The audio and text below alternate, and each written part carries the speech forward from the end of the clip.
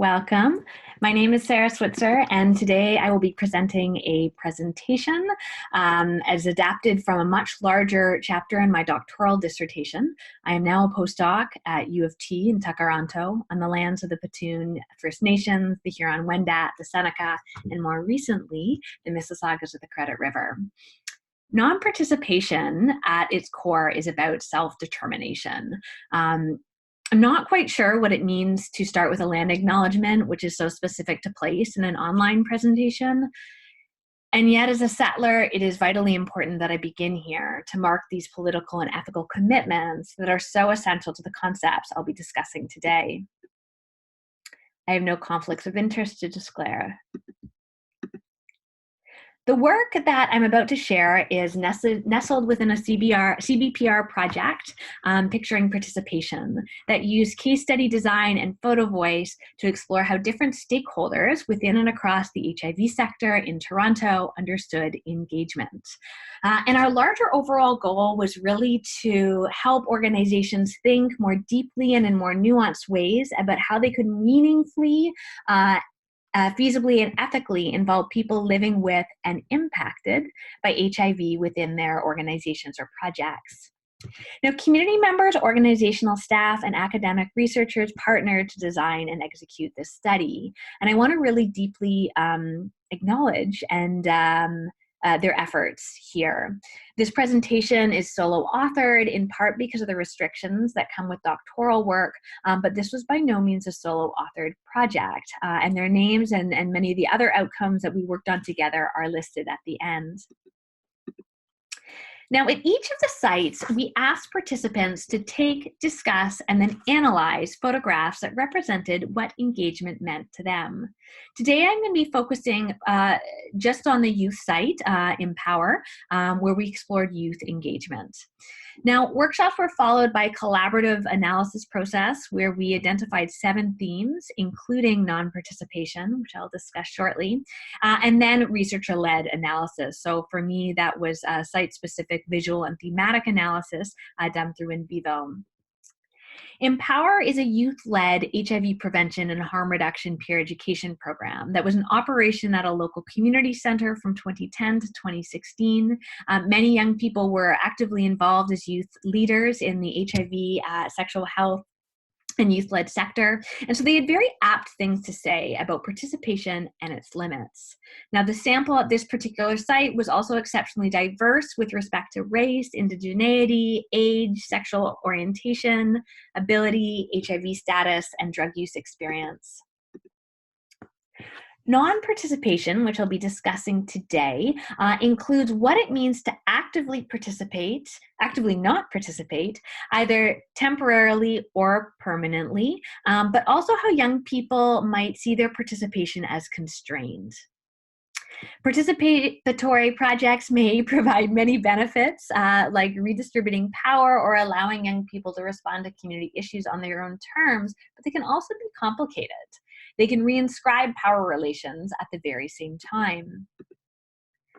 So in having these conversations at the youth site, young people signaled that they were quite aware of the benefits and the constraints to their participation in youth programming, what some called the hidden costs. As one participant shared, people give and take a lot in order to participate in things. We don't necessarily show up because we have nothing to do. Hidden costs could involve feeling uncomfortable when discussing certain topics, negative impacts on mental health, or breaches in confidentiality. For some, their participation felt regulated to a specific type of behavior, what they referred to as acting engaged. Other times, they noted that their desire to not participate or to participate in ways that felt good for them was not always taken seriously. Many spoke about how utterly exhausted they were, having to navigate life's challenges while also being required to act engaged in order to access resources like honorarium or transit support. Now, the hidden costs of participating are rarely acknowledged or accommodated in youth-led programming or participatory research. For example, Lydia here visualizes a bike without a wheel to represent her understanding of youth engagement as a peer educator. In her narrative, she wrote, locked to a post, a mostly usable bike, a metaphor for the ways we attempt to help youth without actually considering the barriers they face or the supports they need. And I invite you here to linger on this image. The photo is aptly titled, All You Get. This pressure to participate could also lead to burnout, as expressed by many. In Seeds of Our Labor by Buttercup, she explained that this burnout was exacerbated by larger structures of oppression she experienced as a trans woman of color, working to challenge structural norms. Sometimes I feel burnt out because I feel like a lot of pressure is on me to deal with issues that have existed longer than I have. End quote. At the same time, many fervently believed in the potential of youth-led participatory programs and their potential for personal and social transformation, even though they were battling burnout. Many saw their desires to not participate as compatible with these aims.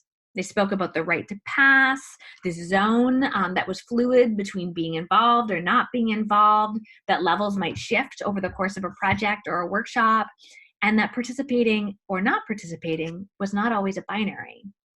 And they really stressed that sustainable supports, flexibility, attention to self-determination, and trust was essential for young people to feel comfortable and safe enough to voice these complexities. Now, young people spoke in very clear terms about the function and the effects of participation. They knew that their participation, even when desired, often involved giving something up.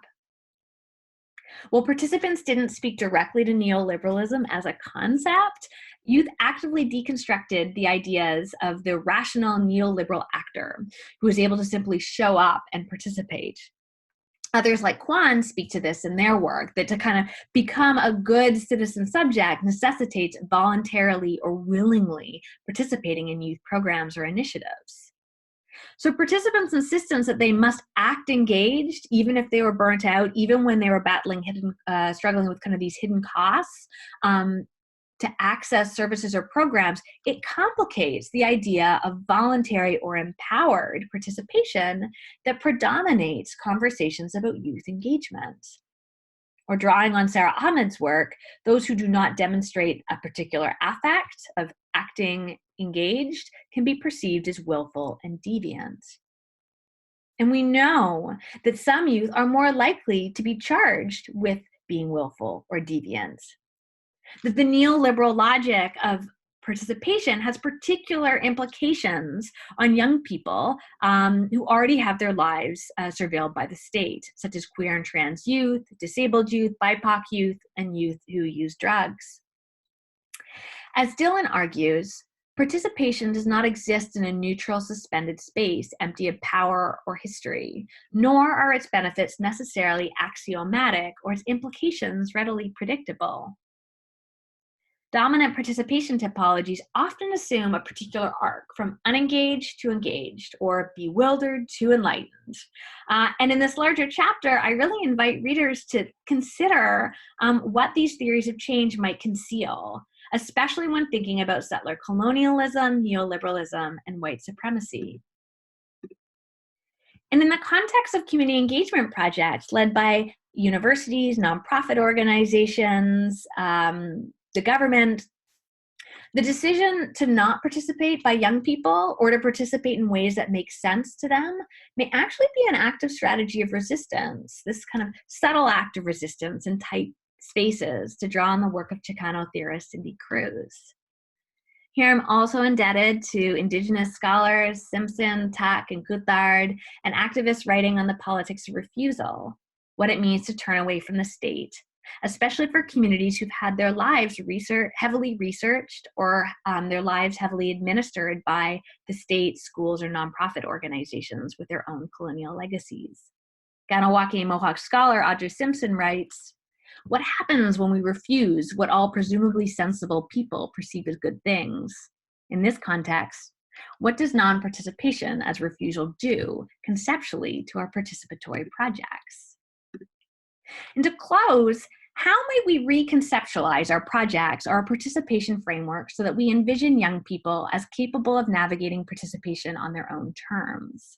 Of saying, no, not today, but maybe tomorrow. No, not under these conditions, but perhaps others.